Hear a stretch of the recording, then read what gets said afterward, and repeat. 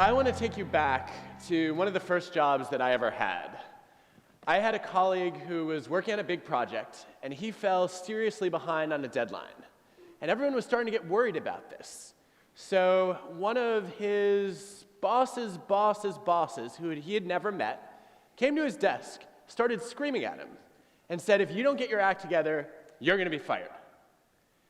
And I'm sitting there thinking, what do I do? Now, I have never been someone who broke any rule whatsoever.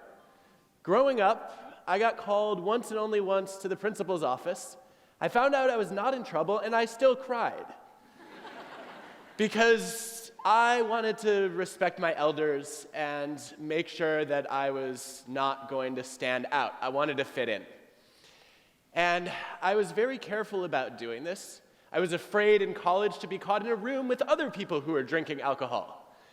And yet, I have this situation where I see some injustice committed in front of me, and I can either stay silent or I can speak up.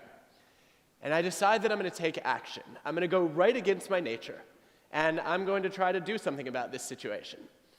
So I picked the person who's most likely to support me, my boss's boss, who had nominated me for an award the previous year, who was extremely friendly and cheerful. And I went into her office, and I said, "I'm deeply concerned about what just happened. One, because I think it was disrespectful, the way that he was treated. And two, you're worried that we're behind on our deadline now? Well, if he quits, we are never going to finish this major project." And I took a deep breath. I thought, I've done it. And suddenly, I'm being dragged out of my chair, pulled down a hallway, and I have no idea where I am. And I'm brought into a dark room that I've never seen in my entire life before. And the light goes on, and I look around, and I realize that I'm standing smack in the middle of the women's bathroom, which is the only room in our office that has no windows. And my boss's boss proceeds to tell me that if I ever speak out of turn again, that I'm going to be fired too. So at that moment, I made 3 vows. The first vow was that I was never going to ever have a real job. So I went and became a professor where I have tenure and no one can ever threaten to fire me. Check.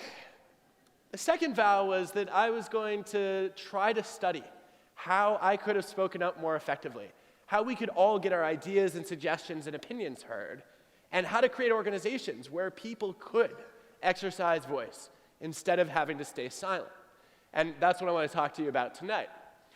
The third vow was that I would never, ever again enter a women's restroom. I'm proud to say I followed through on that one too.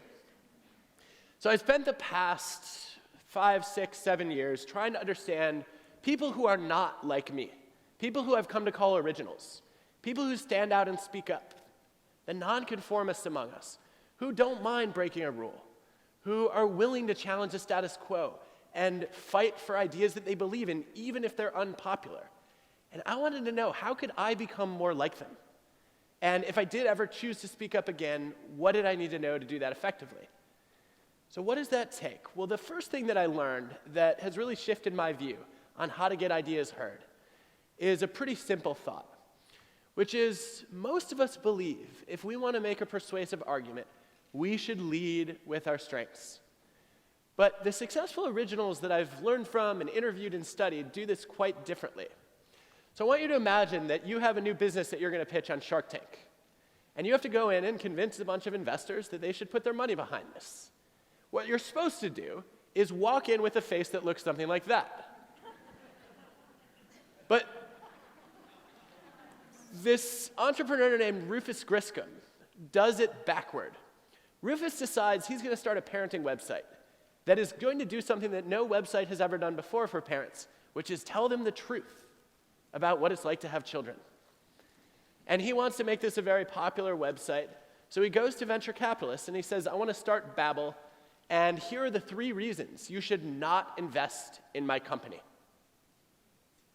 And the investors are sitting there thinking, "I'm sorry, wait, you're telling me why I should not invest? Okay, go home." And Rufus pauses there and starts to wonder whether he's making a mistake. But that year, he walks away with over $3 million in funding. 2 years later, he goes to Disney. It's supposed to just be a casual meeting, but he decides he's going to pitch his company and try to get Disney to buy it because it's a popular parenting website and Disney should own it. And he includes a slide in his presentation. Here are the 5 reasons you should not buy Babbel. And Disney ends up buying it for $40 million. Why did this work? Well, part of it is it's an attention-grabbing device. This is a marketing gimmick, right? Nobody's ever pitched an idea backward like this before, and people get curious. But I think there are 2 things we can take away from this that have shifted the way that I think about sharing my own ideas. The first one is that it's pretty clear that when Rufus tells you why you should not back his company, that he's balanced, he's self-critical, he's honest, right? He's not so in love with his own ideas that he fails to see them accurately. And you think, wow, okay, this guy is pretty thoughtful and careful and smart. We were all trained to do this in debate class in high school, but we forget to do it when we're pitching ideas. We only emphasize the upsides. The second thing that Rufus does is he makes it harder for investors to come up with their own objections. I want to illustrate this for you.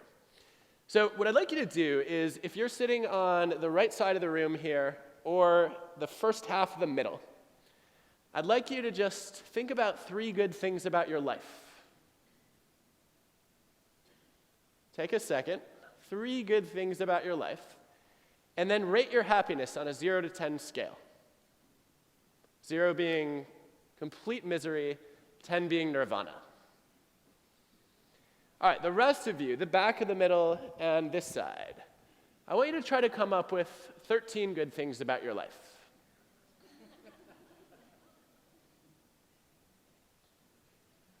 Give you a second to do it. This may take a while, especially for those of you who have children.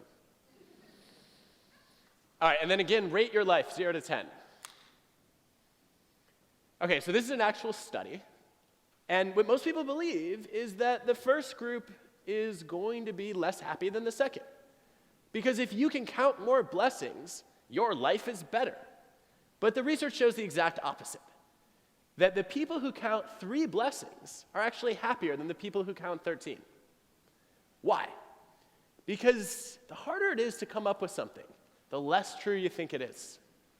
So you name 3 good things about your life. You're like, okay, I have a good family, I have a decent job, and I am probably in an area of the country that's not so bad. Midwest is much nicer than the rest of the country.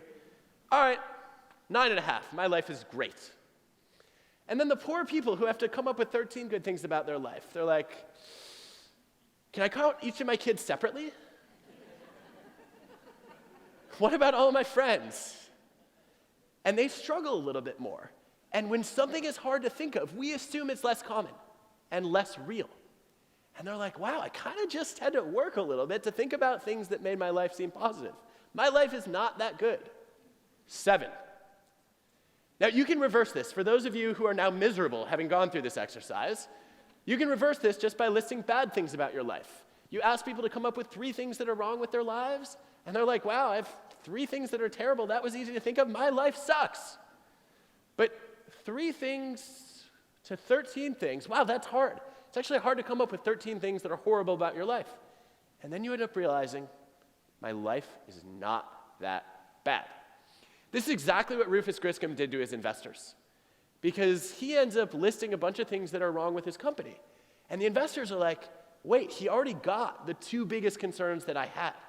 And now I've got to work hard to think of other flaws in this business. This business must not be that bad. And then the extra part is, the investors also are wanting to show Rufus how smart they are and impress their colleagues. And normally they do that by shooting down a business idea. But Rufus has already done that. So they have to shift gears, and instead they say, oh, you said there were these 3 reasons you should not get our investment. I can solve all 3 of those problems with my eyes closed. And then they start fixing his problems for him. So the lesson here is that when you pitch a new idea, you want to be more balanced. And I wish, if I had known that, I would have gone to my boss's boss and said, I know that my colleague is behind on a deadline. He's been irresponsible. This is jeopardizing the success of our organization. That said, here are my concerns about this situation. And I wonder if I would have ended up in a different room in our office if I had done that. The second thing I learned about what it takes to communicate original ideas is that the more original you are, the more radical your ideas will appear to others, and the harder it is for people to appreciate why your crazy idea might make sense. And what successful original people learn to do is become tempered radicals, where they take their very, very extreme positions and they find ways to make them seem a little bit more mainstream. So one example of this that I love is Meredith Perry. Meredith is sitting in a college dorm room in 2011 when she starts to get increasingly angry about the fact that she is still tethered to a wall to charge all of her devices. She's like, I have wireless internet. Why is power not wireless? Why do I have to plug my laptop or my phone in every time I need juice? Now, Meredith hasn't ever studied engineering or physics or anything that has to do with the hard sciences. So she just starts doing Google searches, which is, of course, the most effective way to innovate. And she runs search after search. And finally, she discovers there's this device called a transducer that can take vibrations in the air and turn them into energy. So if you were to stand by a passing train, if you put a transducer nearby, the vibrations that that train generates could actually be converted into power. And she thinks this is the answer. But nobody's ever tried to do this at scale before with enough power to charge a device. So she's going to get a team together to build a prototype. And she starts with Nobel Prize-winning scientists and great engineers. And they all tell her, you are insane. That can't be done. You cannot harness enough power. And even if you could, the radiation would be dangerous, and it would probably kill you. So Meredith has a problem. On the one hand, she needs to convince people this is a good idea in order to get the prototype built. On the other hand, she needs a prototype to convince anyone that this is a good idea in the first place. What Meredith eventually realizes is that she needs to change her pitch. Instead of saying, I'm trying to create wireless power, can you build me a transducer with these properties? She goes to engineers and says, hey, I'm wondering if you could build me a transducer with these properties. Never says a word about wireless power. And she gets a completely different reaction from the engineers. They're like, oh, I've never thought about doing it that way, but that sounds like an interesting challenge. And they end up coming on board and trying it. They build this transducer.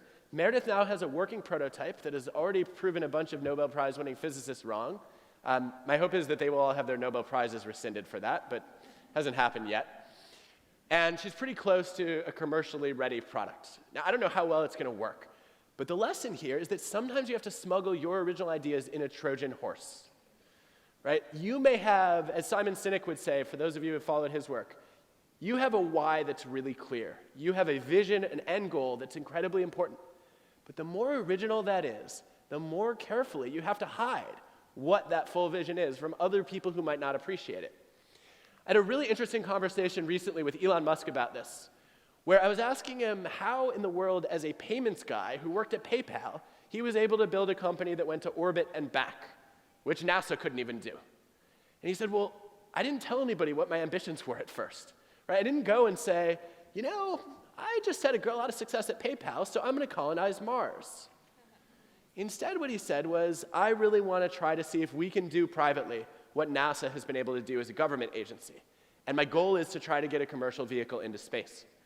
And because of that, a lot of rocket scientists were willing to work with me. And then once we got into orbit, I started to talk about Mars, and they only thought I was like 96% insane, as opposed to 100. That's tempered radicalism. Now, the third thing that I learned about communicating original ideas is best illustrated with a quick exercise. I'm going to ask you all to think of a song, any song that you know. And in a second, tap the rhythm to that song on the armrest next to you. And have the person sitting near you try to guess what that song is. So you're going to tap like this. And the other person has to try to guess what song you are tapping. 30 seconds, go.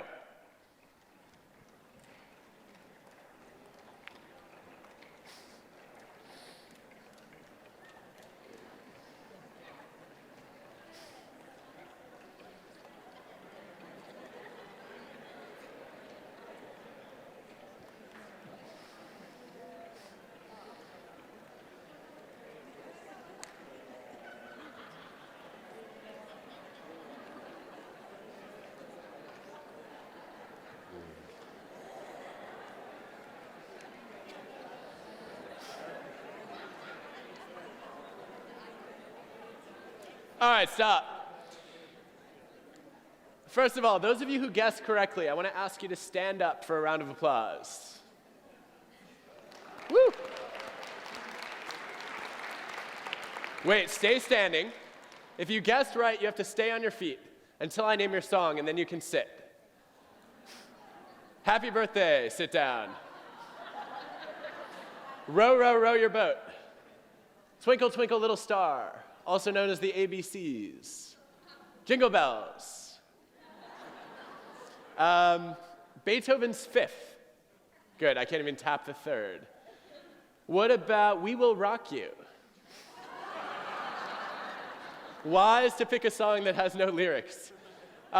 Did anyone do Star Wars, Darth Vader's Imperial March? Okay, Mary Had a Little Lamb? God Save the Queen? Yankee Doodle? Star Spangled Banner? All right, I'm out of ideas. What else did you have? All right. Over here? La Bamba, okay. AC/DC, rarely tapped. Another one bites the dust. All right, very good. Now, why do I have you do this exercise? Largely because for those of you who have kids or friends, when they ask you what you did at New Trier later, this is your answer. Endless hours of dinner table fun. No, what I love about this exercise is this was a real study done at Stanford. So people are given a chance before they tap their songs to estimate the probability that someone else is going to recognize it. And the average tapper guesses 50%. 1 out of every 2 people will know it. Then they go and tap their song, and only 2.5% of people get it right. 1 in 40, not 1 in 2. You all just destroyed Stanford, by the way. But why are the tappers so overconfident? Why do they think that lots of people will recognize the song and very few people do? Well, the clearest example of this that I've come across is I did this exercise a few years ago. I had an event with the senior leadership team at JP Morgan, and I asked them to do their probability estimates first, and I hear a voice shout out 100%. And I look over, and it's Jamie Dimon.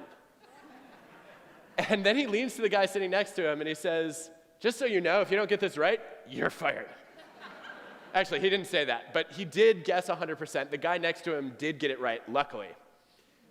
Most tappers, though, who give high estimates are wrong by an order of magnitude or more. And you've already anticipated the reason. It is impossible to tap your song without hearing the rhythm in your head. Try it. Can't do it. That makes it also impossible to imagine what your disjointed tapping sounds like to someone who is not hearing the rhythm in their head. Right? So I'm hearing da da da da da da, and you're hearing, what in the world is that? I think this is a great metaphor for communicating original ideas. Because when you bring a new idea to someone, you are not just hearing the tune in your head. You wrote the song. You have spent days, weeks, maybe years perfecting the idea, the lyrics, the melody, the pitch. And that makes it really challenging to imagine what your idea sounds like to someone who's hearing it fresh for the first time. The evidence actually shows that it takes 10 to 20 exposures to a new idea before other people really recognize it and appreciate it for the first time. So if you've ever brought an idea to a teacher or a parent or a boss and they shot it down, you should just go back 6 minutes later and say, "Here it is again." No, of course, don't do that. What you need to do is master the art of repetition to find ways of delivering the same idea with a different message. And one of the easiest ways to do that is to take your really unfamiliar idea and make it more familiar. Disney actually figured this out a while back. They decided that they wanted to make an animated movie based on an original script. They'd never done it before. All of their previous animated movies borrowed a fairy tale and then adapted that to the silver screen. And they said, "No, we're going to write our own story." The problem was the script was terrible. Everyone hated it, even its authors. They went back to the drawing board over and over and over again. And finally, they are in the last pitch meeting. And everyone's just looking around. Jeffrey Katzenberg says, "This is a B movie. It'd be lucky if it made $50,000. And it was going to cost a lot more than that to make." So Michael Eisner is grasping at straws. And he says, "Well, could you make this into King Lear?" Coincidentally, one of the screenwriters has reread King Lear 3 weeks earlier, which is what you do when you work at Disney. You read Shakespeare. And he's like, no, this has nothing to do with King Lear. I have no idea why anyone would ever think that. And then there's this producer at the back of the room, Maureen Donnelly, who shouts out, no, this is Hamlet. And in that moment, the movie gets the green light, and it gets made, and it becomes the most successful film of 1994. Some of you might have heard of it. It's called The Lion King. Some of you are now just realizing, oh my gosh, The Lion King is based on Hamlet. I had that moment. I had no clue until I heard this story. But what's remarkable about this shift is the way The Lion King was pitched when nobody wanted it. It was literally presented as, I quote, Bambi in Africa with lions. Who would make that movie?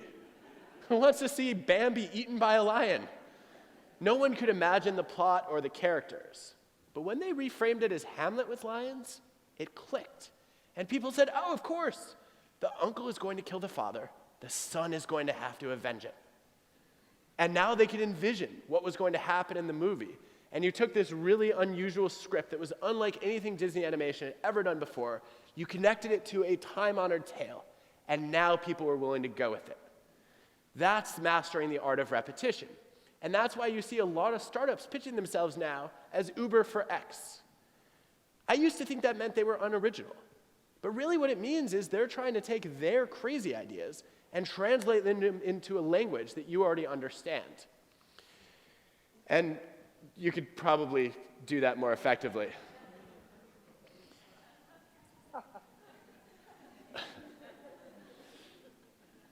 Now, I heard from a few people in the audience that some of you watched the TED Talk that I gave this year, which went live last week, where I confessed to passing on investing in Warby Parker, the eyeglasses company that's now valued at over $1 billion and has been named the world's most innovative company. And I think this is a big part of the story, because when the Warby Parker founders came to me, they said, we're going to sell glasses online. And I was like, that's absurd. Who would ever buy glasses online? You have to go into a store and get fitted and try them on and have your eyes tested. It didn't occur to me that I've never worn a pair of glasses in my life, and somebody with 20/20 vision is probably not the best evaluator of new ideas in the glasses realm. That aside, though, the Warby Parker founders realized that they needed to change their pitch. And they started going to investors and saying, we're going to do for glasses what Zappos did for shoes. And when I heard that version of the pitch, I was like, that's still a stupid idea, because I was stuck in my original judgment of it. And I didn't update. What I should have said was, people had the same reaction with shoes. You can't buy shoes online. You have to try them on first. Every shoe is different. But now people order shoes online all the time, and the same could be done for glasses. So whatever new ideas you have, whatever suggestion you have, the more original it is, the more important it is to connect it to something people already know and get. Now, we talked a little bit about how to communicate original ideas, right? Talk about their problems, not only their advantages. Think about what you can do to temper your radicalism. Connect your idea that's unfamiliar to something familiar. But who do you go to? Who's the best audience for an original idea? Well, there's some really interesting research on this that took me aback. I used to think that the people you should go to are the people who share your goals.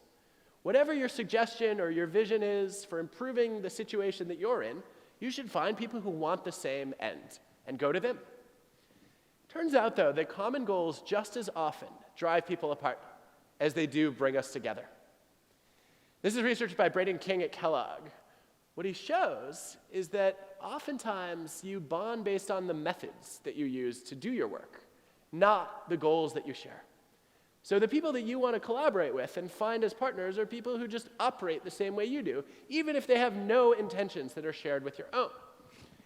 The problem with people who share your goals is they end up falling victim a lot of times to what Freud called the narcissism of small differences. This might have been Freud's only good idea ever. I have no strong opinions on Freud, but when Freud wrote about the narcissism of small differences, he was observing that sometimes the tiny distinctions between goals that are otherwise similar lead people to look down their noses at each other and say, you're not one of us. You're not pure. You don't really care about this cause the same way I do. And there's research on this that actually shows if you are a vegan, you hate vegetarians more than you dislike meat eaters, on average. That is not a joke, it's an empirical fact. Because if you're a vegan, right, at least meat eaters are consistent in their principles, whereas vegetarians are not really serious in your mind.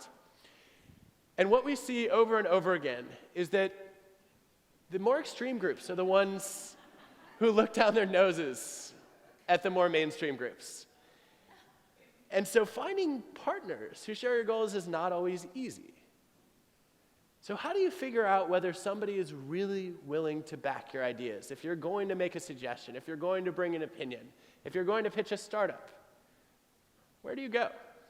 Well, one of my big mistakes when I landed in the women's restroom was I went to a boss who was highly agreeable, who was very friendly. And that's what most of us do, because we expect those people to have our backs. And they often do in that moment.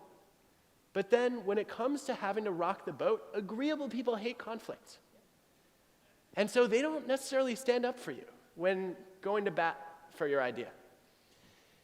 Disagreeable people are much more likely, who are critical, skeptical, and challenging, to tear your idea apart in service of trying to make it better. And then, if you can convince them that your idea is any good, they will run through walls for you. They will also be more credible advocates, because they can say, I used to think this person was a moron too. But I have seen the lights, and here's why you should get on board. So, I think this is an interesting tie to some of the work that I've been doing for a while, which is how do you figure out who those people are who are going to be helpfully disagreeable? Some of you know I've been studying givers and takers for the last 15 years. When I think about givers, they're people who enjoy helping others with no strings attached. They're the ones who share their knowledge and mentor and show up early and stay late to support other people. Whereas takers are people who are all about me. They're always trying to come out ahead in every interaction and get something from other people.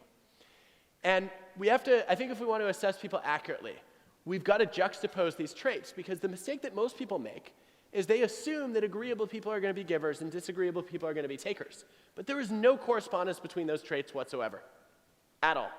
Disagreeableness, agreeableness is someone's outer veneer. Is it pleasant to interact with them? Whereas giving and taking are inner motives. What are their intentions toward you? So if you draw the 2x2, agreeable givers are easy to spot. They will be the ones who say yes to everything. But then they become shrinking violets and they don't ever support any ideas that are going to be tough to get heard. And they're probably not going to help you that much if you have a new idea or a suggestion. Disagreeable takers are also easy to recognize, although some of you may call them by a slightly different name. And I wouldn't bother wasting my time with those people. The other two combinations are the ones that we overlook, and they're the ones that we have to pay the closest attention to. The disagreeable givers are our best allies. What is a disagreeable giver?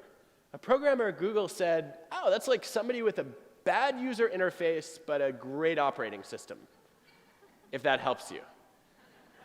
And they're the people who are gruff and tough on the surface, but underneath have others' best interests at heart. And they are the most undervalued people in our lives, because they're the ones who are willing to give us the critical feedback that we do not want to hear, but we need to hear. They're willing to be devil's advocates and challenge the status quo. And the best thing about disagreeable givers is there's some fascinating research showing if you are highly disagreeable, you experience more joy when you're in an argument than in a friendly conversation. And so if you go to the right disagreeable giver, that person will be like, yes, I get to now mow down a lot of people by telling them your idea makes sense when they don't see yet why that's true. And those are the people that are really willing to support you. The last group is the one that you have to watch out for. And that's kind of the mistake that I made with my boss's boss. She was an agreeable taker, also known as a faker. And I should just say that there is one country on earth that is really bad at spotting these agreeable takers, because it's the most agreeable country on the planet. Those who don't already know, what do you think it is? It is Canada. Yes. Do we have any Canadians in the room before I go further? Okay, so statistically, you should be high in agreeableness, and you're not going to be offended by what I'm about to say, right? There's a radio station in Toronto years ago that said, we don't have enough Canadian pride, we need more national slogans. And they asked people to come up with a Canadian version of as American as apple pie. So fill in the blank, as Canadian as, and growing up in Michigan, where we drove south to get to Canada, I thought that the winning entry was going to be as Canadian as maple syrup, or as Canadian as ice hockey. But no, the winning entry is the best demonstration of Canadian agreeableness that you will ever find. I kid you not, 4 million Canadians voted for the national slogan to be as Canadian as possible under the circumstances.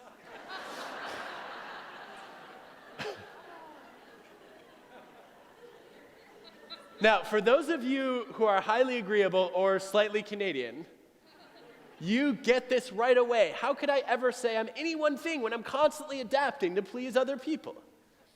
And if that's you, it's well to remember that just because someone is nice to you, like my boss's boss was, does not mean that person actually cares about you. Now, there's a huge disclaimer that I have to put on everything I just said about Canada, because Canadian agreeableness does not apply to Quebec at all. Montreal loads on the disagreeable side on average with France. But I don't want to throw Canadian agreeableness under the bus. Sometimes it can save lives.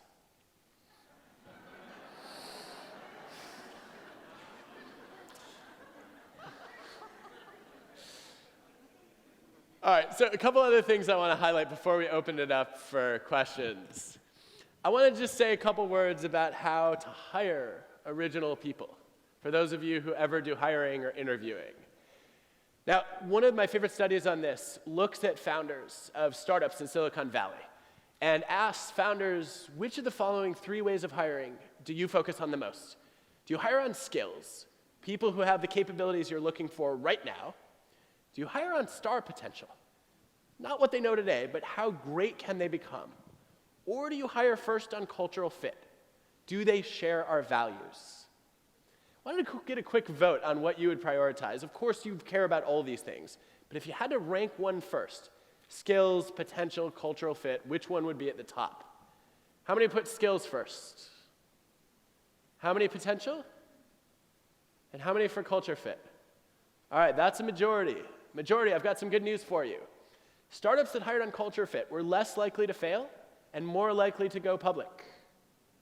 In fact, I wanted to tell you how much less likely those startups were to fail, and I couldn't.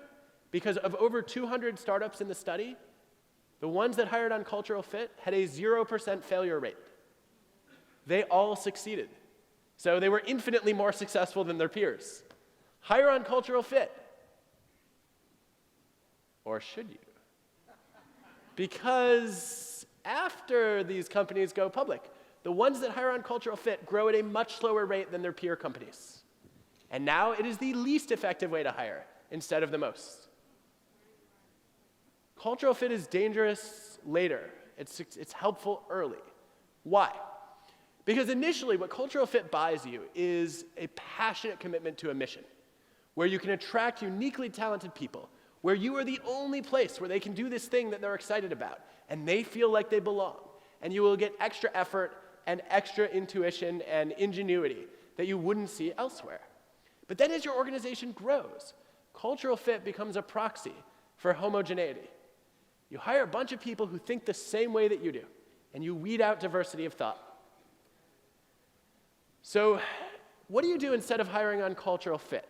Well, I think this is obviously what everyone should do.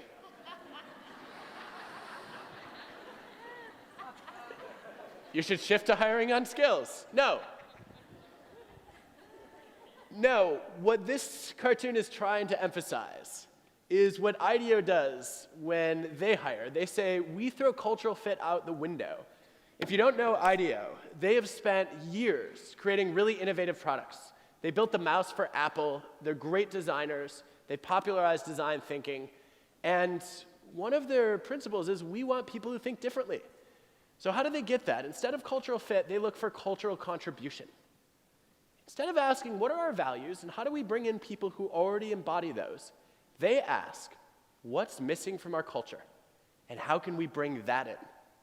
Now that means they have to tolerate some weirdos and misfits, right? Who they say, you know, these people kind of don't fit in all that well here, but they are people who are going to take our culture forward.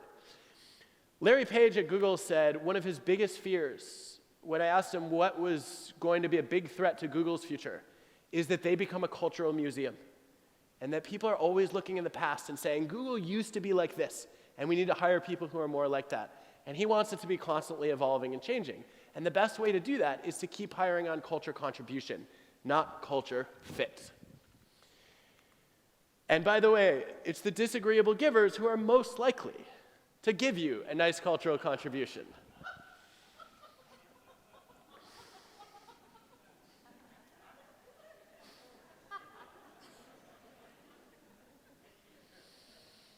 Now, for those of you in the audience who realize that idiots and non-engineers are redundant, we know you're an engineer. The last thing I wanted to say before we open it up for questions is, what does it take to raise an original child or to teach and nurture a student to be more original? Now, I am speaking out of turn here because I'm an organizational psychologist. I was trained to study workplace behavior. And yet, as Lonnie mentioned, the two most shared things that I've ever written were both about kids. Which leads me to one of two conclusions. Either people are desperately hungry for knowledge about parenting because we're all screwing it up, or maybe I know something about parenting from studying work in organizations. I've concluded that the first is true, but I'm going to act like the second is true for the next 3 minutes. When it comes to raising originals, I think the most important thing I learned was I sat down and wanted to understand who grows up to be truly original. And I had my money on the child prodigies, those kids who could play Beethoven when they were 4, and they could speak multiple languages when they were 6, and that were doing Carnegie Hall when they were 8. And I expected those people to have a huge advantage because they just learn faster than everyone else. And originality is about being able to learn. But it turns out if you track the data, child prodigies rarely go on to change the world. They become experts in their field. They become great at their jobs. But they don't do much that changes anything. They don't drive a lot of creativity or innovation. And the reason is that practice makes perfect, but it doesn't make new. You can repeat the same skill over and over again and master a Mozart sonata, but that is a completely different skill set than learning to write your own sonata. Right? You can perfect the rules of chess, but never learn to invent your own game. And these poor child prodigies are taught to learn other people's games, other people's rules, other people's systems. They never learn to think for themselves. And I worry a lot that we have parents and teachers who are encouraging that. So to all the Tiger Moms and Lombardi dads in the world, right, you're going to have kids who are excellent sheep, as Bill Dershowitz would call them. And I see this a lot with our students. We have students at Wharton who are the world's greatest ambitious robots. They are incredibly smart, incredibly accomplished, and doing things that everyone else already has done. And I think we need to nurture originality. So a couple months ago, I wrote an op-ed about this in the New York Times, and I was floored to discover that every single reader of the New York Times has a gifted child. And what I learned from the collective feedback was that if there's one thing that you want to do, it's focus on teaching values, not rules. That when you focus on enforcing rules, what kids learn to do is they learn to follow authority, to get rewarded or to avoid punishments. If you can go the extra step and teach values, kids are much more likely to stop and ask themselves, does this idea make sense? Is it in line with my principles? And they actually have to ask questions, as opposed to just trying to please their elders. And then when they grow up, they're much more willing to challenge authority and question conventional wisdom. My favorite research on this is on highly creative architects. The Frank Lloyd Wrights of America were intensively interviewed. Their families were studied for years and compared with the comparison group of people who were technically skilled architects but unoriginal. And the biggest difference was that the creative architects had parents who emphasized values like, they said, excellence is really important in this family. But then they gave their kids freedom to figure out what excellence meant to them. And they engaged them in dialogue about, we care a lot about you having high standards. What do you think is important when it comes to high standards? What kind of excellence do you admire and do you want to achieve? They talked a lot about integrity, which was apparently lost on a certain architect who spent time in Oak Park. But many of these creative architects had parents who said, the most important thing is for you to live the same principles that you preach. And when they encouraged their kids to have integrity, their kids sat down and thought about what their values meant to them. And then when somebody else said, I think your idea is crazy, their kids were much more comfortable saying, this is who I am. These are the principles that matter to me. Interestingly, the parents also had more conflict with each other. Creative children grew up in more disturbed homes.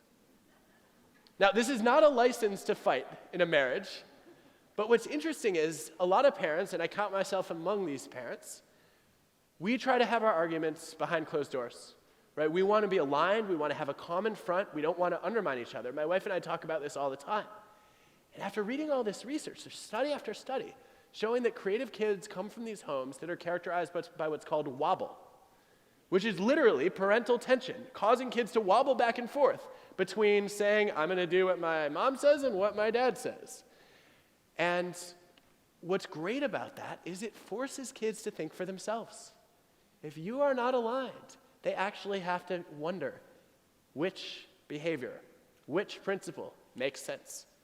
So I think in those moments when you are disagreeing with your significant other, you can just say, this argument is going to have a lot of benefits for making our kids more creative.